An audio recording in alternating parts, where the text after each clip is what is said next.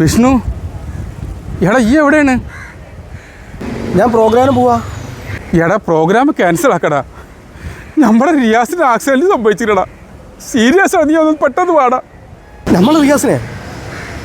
ശരി ശരി. ആ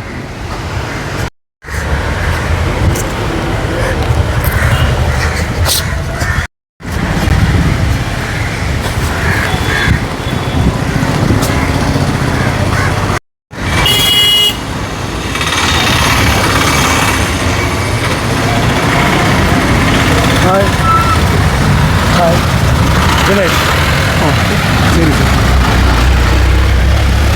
ഓക്കെ ഓക്കെ. 2 മിനിറ്റ് എന്താ ഒരു കാര്യം സംസാരിച്ചു.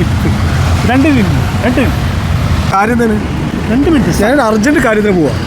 എന്ത് കഴിഞ്ഞാൽ 2 മിനിറ്റ് അതെ പ്ലീസ് പ്ലീസ്. സാർ 2 മിനിറ്റ് മതി സാർ. എന്താ കാര്യം എന്താ പറ? നിങ്ങളെ ഫ്രീ ആയിട്ട് കൊളസ്ട്രോൾ ചെക്ക് ചെയ്യുന്നുണ്ട് sir. Sir complete body check. അയ്യോ എനിക്ക് സമയമില്ല please. Sir sir sir 2 minute വണ്ടി ഇഷ്ടമുള്ളൂ സാർ. 2 മിനിറ്റ് കൊളസ്ട്രോൾ ഫ്രീ ആയിട്ട് ചെക്ക് ചെയ്യും. ഫ്രീ ആയിട്ട് ചെക്ക് ചെയ്യും സാർ. കയ്യിൽ നിന്ന് വിടോ.